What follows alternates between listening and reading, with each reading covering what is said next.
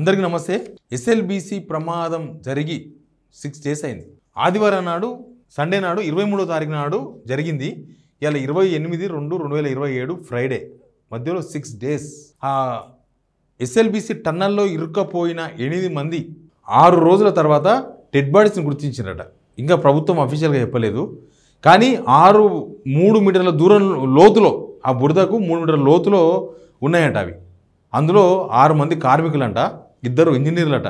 ఆ ఇంజనీర్లు మనోళ్ళు ఏమో తెలియదు, కొద్దిగా తెలుస్తుంది అవన్నీ విషయాలు కూడా కొన్ని ఈరోజు రేపు అర్థమవుతుంది. కానీ ఈ పాపం ఎవరిది ఈ పాపం?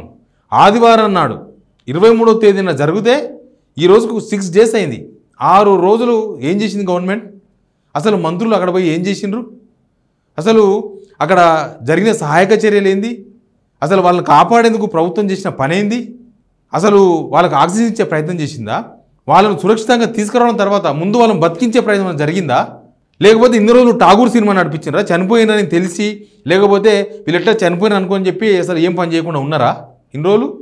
అసలు ఈ వార్త బయటికి ఎట్లా చెప్పాలని ప్రభుత్వం అసలు కింద మీద పడుతుంది. అసలు మంత్రులు ఇన్ని రోజులు పోయి ఆడ ఏం చేసింది తెలుసా? ఆడ ఇప్పటిదాకా ఏం పని జరిగింది తెలుసా? ఏం పని జరగలేదు, 0 వర్క్ జరిగింది అక్కడ.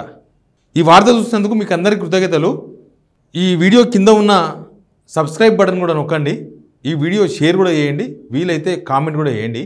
సేమ్ ఎస్ఎల్బీసీలో అసలు ప్రమాదం జరిగిన నాటి నుంచి 5th day వరకు ఏ పని చేయలేదు, 0 వర్క్ చేసిండ్రు. 5th day వరకు 5 రోజులు. అసలు దీనిలో ప్రభుత్వం చేసిన తప్పులు ఏంది? ప్రభుత్వం ఎక్కడ తప్పు చేసింది? ఒక ప్రమాదం జరిగినప్పుడు ప్రభుత్వం ఎట్లా రెస్పాన్స్ కావాలి, ఎట్లా రెస్పాండ్ అయింది, పోయిన మంత్రులు అక్కడ ఏం చేస్తున్నారు, అక్కడ ఇప్పటిదాకా జరిగిన పని ఏంది, ఈ విషయాలపైన మాట్లాడదామని ఈ వీడియో చేస్తున్నాను నేను. ఏంటంటే ప్రతి దానికి గోల్డెన్ అవర్ అనేది ఒకటి ఉంటుంది. గోల్డెన్ అవర్ అంటే ఆ నిమిషంలో లేకపోతే ఆ గంటలో కనుక పని చేస్తే ఫలితం ఉంటుంది. ఒక పిల్లగాడు గొంతులో ఏదో ఇరికించుకున్నాను అనుకోండి, థమ్స్అప్ తాగబోయిండు, థమ్స్అప్ బాటిల్ మూత ఇరుక్కున్నాను అనుకో, మీరు ఆ పిల్లాన్ని ఎంత తొందరగా హాస్పిటల్ తీసుకపోతే ఆ పిల్లాడు బతికే అవకాశాలు అంత ఎక్కువ ఉంటాయి. అంతేగాని మీరు ఇంటి దగ్గర ఉండి నీళ్లు తాపించుకుంటా, లేకపోతే ఇంకేదో సలహా ఇచ్చిరని ఇంకేదో చేసుకుంటా, లేకపోతే మీరే గొంతుల నుంచి ఏలు పెట్టి తీసే ప్రయత్నాలు చేస్తే ఆ పిల్లానికి బతికే అవకాశాలు తగ్గుతూ ఉంటాయి. మనకు పక్షవాతం మీద గోల్డెన్ అవర్ అని ఒకటి ఉంటుంది. ఎవరికైనా పెరాలసిస్ వస్తే వితిన్ ఏ అవర్ మీరు ఇంటికాడ ప్రయోగాలు చేయొద్దు. గంట సేపట్లో మీరు హాస్పిటల్ పోతే అక్కడ ఏదో 40,000 రూపాయలు పెట్టి ఏదో ఇంజెక్షన్ ఉంటుందంట, చాలా హాస్పిటల్స్లో ఉంటుందంట. అది ఆ ఇంజెక్షన్ ఇచ్చేస్తే ఆ పెరాలసిస్ నుంచి కోలుకుంటారు తొందరలో, లేకపోతే జీవితకాలం పెరాలసిస్తో ఉంటారు. అది గోల్డెన్ అవర్. సేమ్ ఎస్ఎల్బీసీలో కూడా గోల్డెన్ అవర్ మిస్ అయింది. వాళ్ళని ఎంత తొందరగా వాళ్ళను బయట తీసుకురావడం ఇంపార్టెంట్, కానీ అంతకన్నా ముందు వాళ్ళను ప్రాణాలతో ఉంచడం ఇంపార్టెంట్. ప్రాణాలతో ఉంచడం, మీకు దాన్ని చూసే భయపడితే అక్కడ పోయిన వాళ్ళు, లేకపోతే రెస్క్యూ చేయాల్సిన పోయిన వాళ్ళు, లేకపోతే మినిస్టర్స్ మీరే భయపడితే లోపల ఉన్న వాళ్ళ పరిస్థితి ఏంది? 6 రోజులైంది. వాళ్ళను ఎంత తొందరగా బయటికి తీసుకురాగలిగితే, ఎంత తొందరగా వాళ్ళకి కనీసం ఒక ఆక్సిజన్ అందించగలిగితే, ఎంత తొందరగా వాళ్ళకు ఆహారం అందించగలిగితే, ఎంత తొందరగా ఇప్పుడు బతికినరు అని చెప్పడానికి ఆధారాలు లేవు, బతికి ఉంటారు అని చెప్తే ఆశ్చర్యం వస్తుంది. ఇప్పుడు అంత నిర్లక్ష్యంగా అనిపించింది. అసలు ఫస్ట్ ఒక వీడియోతో స్టార్ట్ చేస్తా. ఆ వీడియో హరీష్ రావు అక్కడికి పోయినప్పుడు చెప్పిన వీడియో అది. ఆ వీడియో చూడండి ముందు మీరు. इधर आओ बेटा, क्या साहू है आप? सुकर साहू। क्या हुआ उस दिन? जी सर, हम लोग सुबह निकलने वाला टाइम थे, तो ये लोग पहुंचे है ना लोगों से। उसके बाद में ये लोग को हम लोग बताया कि वहाँ पर मत जाना होगा, माल गिर रहा है, बहुत ज़्यादा गिर रहा है माल। तो ये लोग को साहब जबरदस्ती लेके चला गए हैं अंदर है उस दिन। हाँ सर, हम लोग नाइट वाले थे ना, नाइट ड्यूटी। हाँ, ये लोग सुबह गए थे, तो ये लोग को हम लोग बताए पूरा कि पेनिशन कि वहाँ पर मत जाना, कि माल ज्यादा गिर रहा है, कि कोई भी हादसा हो सकता है। वही हुआ, हम लोग बाहर भी निकले हैं कि खबर आ गई ऐसे हो गया है। రావు చెప్తున్నారు ఇంతకు ముందు షిఫ్ట్ లో వీడియోలో అక్కడ ఉన్న వాళ్ళు ఏం చెప్తున్నారు? కార్మికులు సండే రోజు మార్నింగ్ 8:30కి ఈ ప్రమాదం జరిగింది. అది నేను చెప్తాను మీకు. ఇంతకన్నా ముందు అదే టైంలో షిఫ్ట్ చేంజ్ కొంతమంది లోపల వర్క్ చేస్తున్న వాళ్ళు ఉన్నారు. వాళ్ళ షిఫ్ట్ అయిపోయి వీళ్ళందరూ వెళ్ళిపోతే వాళ్ళంతా బయటకు వచ్చేస్తారు. అయితే కొంతమంది తప్పించుకొని అక్కడున్న ఆ రోజు రాత్రి ఉన్న సిచ్యువేషన్ని ఆల్రెడీ ఇక్కడ షిఫ్ట్ వాళ్ళు పోతున్నారు కదా, షిఫ్ట్ వాళ్ళు పోతుంటేనే రాత్రి అక్కడి నుంచి బయటకు వచ్చిన వాళ్ళు లోపల చాలా డేంజరస్ వాతావరణం ఉంది, అంత బురద ఉంది, మొత్తం నీళ్లు కారుతున్నాయి. రోజుకు 5,000 లీటర్ల నీళ్లు కారుతున్నాయట. నీళ్లు భూమిలో నుంచి పైన కప్పు నుంచి నీళ్లు కారుతున్నాయి, మొత్తం మన్ను పడుతుంది. కొద్దిగా పరిస్థితులు బాగాలేవు, డేంజర్గా ఉంది అని చెప్తే అక్కడ సూపర్వైజర్లు ఆ కాంట్రాక్ట్ కంపెనీ వాళ్ళు ఉంటారు కదా, వాళ్ళందరూ లేదు వెళ్ళిపోవని చెప్పినట్టు, లోపలికి వెళ్ళిపోమని చెప్పారంట. ఆ లోపలికి వెళ్ళిపోయిన వాళ్ళే చిక్కిపోయారు ఇక్కడ 8 మంది. 8:30కి యాక్సిడెంట్ జరిగితే 11 o'clock irrigation minister Uttam Kumar Reddy మీడియాతో మాట్లాడాడు, 2-3 ఛానల్స్తో మాట్లాడి. ఏమని మాట్లాడింది తెలుసా? అది కూలిందట, అది పూర్తి సమాచారం రాలేదు, ఇంకా మేము పూర్తి సమాచారం తెలుసుకుంటాం, మేము ఇప్పుడు బయలుదేరుతున్నాం, మాకు ఇప్పటిదాకా ఇంకా తెలియదు అని మాట్లాడారు. ఆఫ్టర్ 8:30కి జరిగితే 11:30, 12కి మాట్లాడిన ఈ మాటలు ఆల్మోస్ట్ 3-4 hours తర్వాత మాట్లాడాడు. అప్పటికి సమాచారం లేదు. మన తెలంగాణ చాలా చిన్నది, అక్కడి నుంచి ఇక్కడికి ఇప్పుడు అంతా వ్యవస్థ పెరిగిపోయింది, టెక్నాలజీ పెరిగిపోయింది, కానీ తెలియదు గవర్నమెంట్కి. ఆ వార్త బయటికి రావడానికి 10:30 పట్టింది. నాకు తెలిసి టీవీలో చూసి తెలుసుకున్నారేమో వీళ్ళు టీవీలో చూసి తెలుసుకుంటే వ్యవస్థ ఎట్లా నడుపుతారు, అయిపోయింది. తర్వాత హెలికాప్టర్ వేసుకుని వెళ్ళిపోయారు. 2వ రోజు అదే హడావిడి, ఏమీ కాలేదు. 2వ రోజు జూపల్కృష్ణారావు లోపలికి పోయిండు 10 కిలోమీటర్ల వరకు. అప్పటికి లోపల నుంచి మొత్తం మట్టి గాడుతుంది. 14 కిలోమీటర్ నుంచి 10 కిలోమీటర్ వరకు వచ్చింది. మొత్తం మట్టి, నీళ్లు, బురద మొత్తం బురదలో పోతే కూరుకుపోతారు. ఆ machine TBM tunnel boring machine అక్కడనే లోపల ఇరకపోయింది, అది దాటి వచ్చింది బురద. జూపల్కృష్ణారావు పోయిండు 2వ రోజు. అదొక పెద్ద సాహస యాత్రగా చెప్పుకున్నాను ఆయన. ఈయననే సాహస యాత్ర చెప్పుకుంటే లోపల నోళ్ళు ఏం కావాలి, లోపల నోళ్ళు ఏం అనాలి. 10 కిలోమీటర్స్ వరకు వచ్చేసింది. అప్పటికే బయటకు వచ్చిండ్రు. 3rd day Komareddy Venkareddy enter అయ్యిండ్రు. కోమరెడ్డి వెంకరెడ్డి పాలిటిక్స్ స్టార్ట్ చేసిండు. కేసీఆర్ నువ్వు రావాలి, మాకు సలహాలు ఇవ్వాలి. ఆయన లోపలికి పోలే, బయటే ఉన్నాడు. అదే రోజు ఫిష్లు తెప్పించుకొని తిన్నాడు. చెప్పినాగా మీకు, డ్యామ్లో ఫిష్లు ఉంటాయి, నాకు చికెన్ వద్దు, బర్డ్ ఫ్లూ ఉందని తెప్పించుకొని తిన్నాడు. ఇదంతా జరిగింది. అసలు ఇన్ని రోజులు మినిస్టర్లు ఏం చేస్తుంది తెలుసా? ఈ 6 days నుంచి మినిస్టర్లు ఏం చేస్తుంది తెలుసా? పెద్ద ఆఫీసర్ల లాగా 10 గంటలకు బేగంపేట ఎయిర్పోర్ట్ నుంచి పోవాలి, తర్వాత సాయంత్రం 5 గంటలకు అక్కడ నుంచి హైదరాబాద్ రిటర్న్ రావాలి. ఇంతే. ఆడ ఏం పనులు జరుగుతున్నాయి, ఏం పనులు జరగలే. ఎప్పటివరకు పని జరగలేదంటే గురువారం నాడు సాయంత్రం వరకు పని జరగలే, శుక్రవారం నాడు పని, అంటే ఈరోజు పని స్టార్ట్ అయిందని చెప్తున్నారు. చెప్తా అదేం పని కూడా. వీళ్ళు 10 o'clock పోవాలి, 5 o'clock రావాలి. మధ్యలో 2 to 5 స్ట్రిక్ట్లీ రెస్ట్. ఫిష్ తిన్నాక నిద్రనే వచ్చేది. గెస్ట్ హౌస్ ఉంది, గెస్ట్ హౌస్లో పండుకోవాలి, ఏసీ పెట్టుకోవాలి, పండుకోవాలి. మధ్యలో ఏం చేస్తారు తెలుసా? మధ్యలో రోజుకు ఒక సమీక్ష అని చెప్పి అందరిని కూర్చోబెట్టుకొని మాట్లాడతారు. ఏది నిర్ణయించరు, ఏది నిర్ణయం తీసుకోలే, నిర్ణయమే జరగలేదు ఇప్పటిదాకా. 5 days వరకు నిర్ణయం జరగలేదు. ఏం చేస్తారు వీళ్ళు? ఇక్కడ నుంచి పోయేటప్పుడే హెలికాప్టర్లో ఒక అనుకూలమైన మీడియా ఛానల్ ఎక్కించుకొని పోతారు. ఆ హెలికాప్టర్లో ఇంటర్వ్యూ ఇస్తారు, ప్రచారం కావాలి. ఆడికి వెళ్ళిపోతారు. ఆడికి వెళ్ళిపోయిన తర్వాత అక్కడ ఎవరో వీళ్ళకి అనుకూలమైన ఛానల్ ఇంకోటి అడుగుతారు, సార్ మాకు ఇంటర్వ్యూ ఇవ్వరా, వాళ్ళకి ఇచ్చిరని. ఆ హెలికాప్టర్ వేసుకొని ఇంటర్వ్యూ కోసం హెలికాప్టర్లో తిరగాలంట. ఉత్తమ్ కుమార్ రెడ్డి 2 రోజులు అదే టైం పాస్ చేసినట్ట. 2 days ఉత్తమ్ కుమార్ రెడ్డి హెలికాప్టర్ అక్కడ పోయిన తర్వాత కూడా హెలికాప్టర్లో ఇంటర్వ్యూలు ఇచ్చుకుంటే 2 days తిరగాలి. అంటే హెలికాప్టర్ ఒక ఛానల్ పోగానే చలో ఎక్కువ అని చెప్పి అదేదో విహారయాత్రలు పోయినట్టు ఇంటర్వ్యూలు ఇచ్చుకుంటూ అటుకెళ్ళి పైన మొత్తం ఆ శ్రీశైలం డ్యామ్ పోటీ తిరగాలి, తర్వాత దింపాలి. మళ్ళీ ఇంకొక మీడియా అని వచ్చి అడిగితే మళ్ళీ చలో ఎక్కువ పోదామని చెప్పి ఎక్కాలి, మళ్ళీ ఇంటర్వ్యూకి పోవాలి.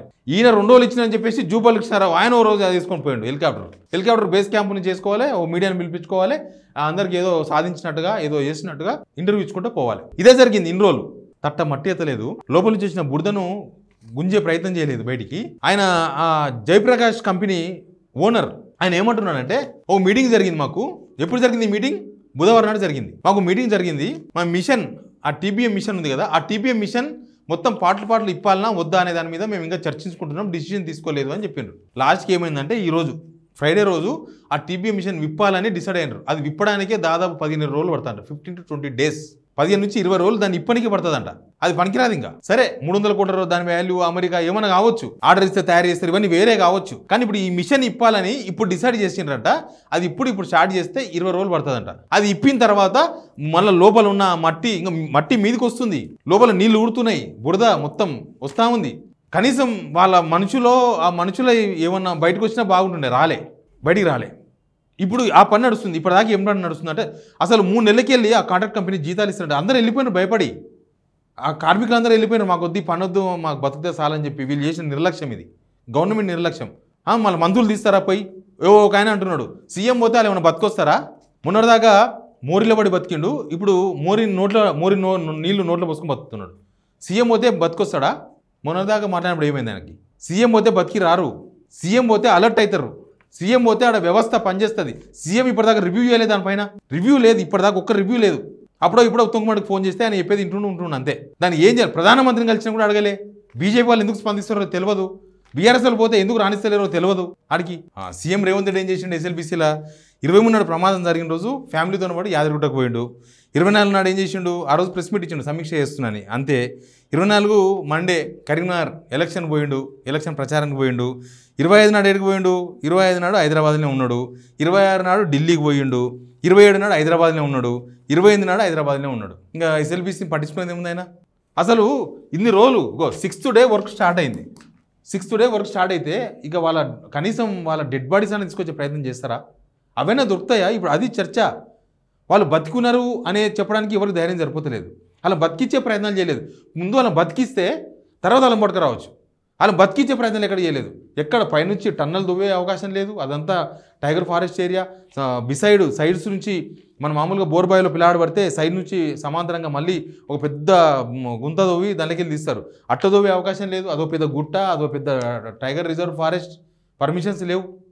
మనుషుల ప్రాణాల కన్నా వన్యప్రాణుల ప్రాణాలు ఇంపార్టెంట్. అది మన దేశం. మన దేశంలో 8 మంది మనుషుల ప్రాణాలు పోయినా సరే, కానీ పైన మొత్తం టైగర్స్ ఉంటాయి. మొత్తం అదంతా రిజర్వ్ ఫారెస్ట్ కాబట్టి దానిలో వన్యప్రాణులు ఉంటాయి కాబట్టి అవి బతకాలి, మనుషులు చచ్చిపోయినా సరే. అది మన భారతదేశ చట్టం. దానికి అనుగుణంగా మనోళ్ళు ఇది మొత్తంగా ఎస్ఎల్బీసీలో జరిగిన నిర్లక్ష్యం, వీళ్ళ నిర్లక్ష్యం కొట్టొచ్చినట్టు కనబడుతుంది. కొట్టొచ్చినట్టు వీళ్ళు మీడియాకి ఇచ్చినంత ప్రజెంటేషన్, మీడియాకి ఇచ్చినంత షోపుట అక్కడ వర్క్ మీద కనుక పెట్టింటే అక్కడ ఏం చేయొచ్చు, ఏం చేయకూడదు, అవసరమైతే విదేశాల నుంచి ప్రతినిధులు తెప్పించవచ్చా, లేకపోతే ఏమైనా సెంట్రల్ గవర్నమెంట్తో ఏమైనా పర్మిషన్స్ తీసుకొని పైనుంచి టన్నల్ తోవచ్చా, లేకపోతే ఇంకేమైనా చేయొచ్చా? ఈ చట్టాలు గిట్టాలు ఏమైనా కూడా చట్టాలు మనం చేసినవి కదా, ఏమైనా చేయొచ్చా? ఏమీ లేదు. ఆ చచ్చిన వాళ్ళు మామూలు కాదు, మాకు సంబంధం లేదన్నట్టే. జూబల్ కృష్ణారావు ఇప్పుడు చల్లగా సావు కబురు మాట్లాడుతున్నాడు. వినండి అది కూడా ఏమంటున్నాడు. 100% అవకాశం లేదు నా అంచనా. నేను అందరూ చెప్తలేను. సో మిగతా టెక్నికల్ ఎక్స్పర్ట్ ఉంటే ఉండవచ్చు, కానీ బట్ నా ఒపీనియన్ చెప్తా ఉన్నా. నమ్మకం లేదంట. నాకైతే నమ్మకం లేదని చెప్తున్నాడు ఆయన. 2 రోజులు ఉండొచ్చినాడు. ఇప్పుడు మీరు చేసిన ప్రయత్నంలో ఒక్కడికైనా ముందుకు పడితే కదా మీ ప్రయత్నం చేసినట్లుగా. ఏం ప్రయత్నం చేసిండ్రు మీరు? ఏం చేయలేదు. వదిలేసిండ్రు, మొత్తానికి వదిలేసిండ్రు. ఎస్ఎల్బీసీలో చచ్చిపోయిన వాళ్ళు మనోళ్ళు కాదు, లేకపోతే మా వాళ్ళు కాదు, మాకు సంబంధం లేదు, ఇదేదో మేమేందో వాళ్ళేందో ఒక టూరిస్టు లాగా, మినిస్టర్స్ ఒక టూరిస్టు లాగా తిరిగింది తప్ప ఆడ అసలు పని కాలేదు. 0% వర్క్ అయింది, 0%. ఆ కొమరుడు పోయినప్పుడు ఎంత తమాషా చేసిండు. ఆడ పోయి ఫోన్ చేసినట్ట, రింగ్ అయిందంట. రింగ్ అయింది, దీన్నే ఉంది ఫోన్, ఫోన్ రింగ్ అయిందంట. ఇట్లా పెట్టి విన్నాడు. ఫోన్ రింగ్ అయిన తర్వాత ఎంబడే సైబర్ క్రైమ్ వాళ్ళకి, పోలీసు వాళ్ళకి ఫోన్ చేసి ఆ రింగ్ అవుతుంది, ఆ ఫోన్ లొకేషన్ ఎక్కడ కనుక్కోని చెప్పారంట. ఫోన్ టన్నల్లో ఉందని చెప్పారంట. ఫోన్ టన్నల్లో ఉందంటే మనిషి టన్నల్లో ఉందని ఆయన చెప్తాడు. ఆయన టన్నల్లో ఉన్నాడనే కదా గొడవ. మనిషి టన్నల్లో 8 మంది ఉన్నారు, ఒక్కరు కాదు, 8 మంది టన్నల్లో ఉన్నారనే. ఈయన కొత్తగా ఏం కనపడే తెలుసుకుంటూ అర్థం కాలే. టెలిగ్రామ్ను మించి ఇంకేమన్నా పెద్దది కనిపెడదామని చూసిండేమో దానివల్ల. Please subscribe signal TV.